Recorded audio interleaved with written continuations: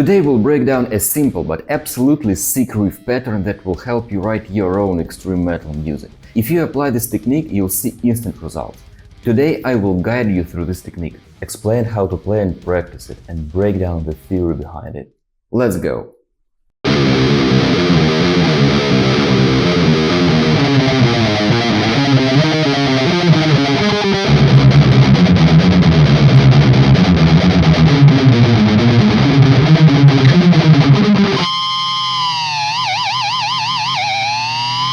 I call this pattern note pairs because each note is played twice. It creates a high energy drive and can be applied across all extreme metal genres. You can write absolutely sick metal riffs by combining this pattern with other guitar techniques. Check it out!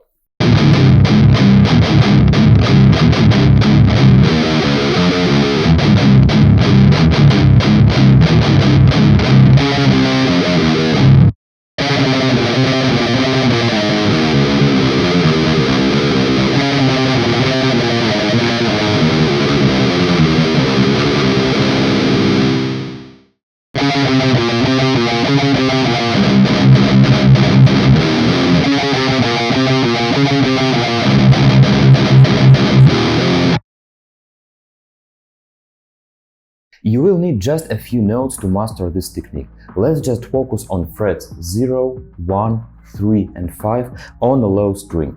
My guitar is in the drop C tuning. The right hand basically is very easy. Everything it's doing is the alternate picking. In my example, I was combining the open and palm muted notes on the low string. It can be challenging to play it precisely and clean.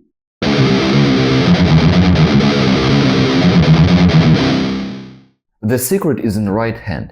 Everything you need to do is to use the minimum possible gap between the string and your hand. Let's break it down. Your hand and wrist are relaxed and lay down on the deck and strings. This is how you play palm muted parts. When you need to switch to the open string positions, you don't lift your hand in the air. Everything you are doing is just push it a little bit straight forward. This will open up a required gap. Also, I am helping myself with the pinky. My pinky lays down on the pickup, so all the motion, it looks like this.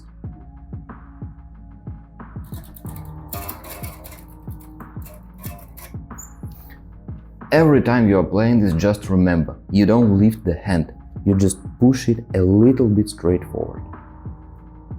The left hand motions also need to be very precise. Stay focused on keeping all 4 fingers involved and as close to the fretboard as possible. If you lift the fingers, you will only create noises. It's also important to mute your guitar in the right way. The idea is very easy. Your right hand mutes the 3 lowest strings, and the highest strings are muted by the index finger. So each time you are playing the riff, you put your hand in that way that this index finger is muting the high strings. This is how you can reduce a lot of noises. Please support my channel with likes and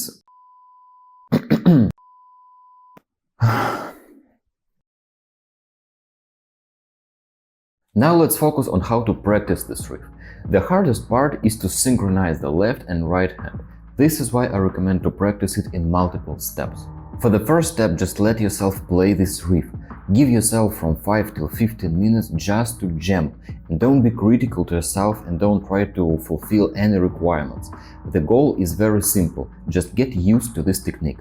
In step 2 you'll need a metronome. Set it to a comfortable tempo, not too slow, not too fast. The idea is to play this rhythmically correct, but inside your comfort zone. Step 3 is to set a slow tempo. We do it to work on precision and the quality of our play. Stay focused on every little movement in your riff, and only later, on the step 4, start to increase the tempo until you will play it in the full speed. My today's example is in the C Phrygian scale. If you will highlight the entire scale on the whole fretboard, it will look too complicated. That's why I recommend to isolate just a riffing fragment. It's much easier to work with. This riff was composed by playing different note groups inside the scale and then combining them into the melody.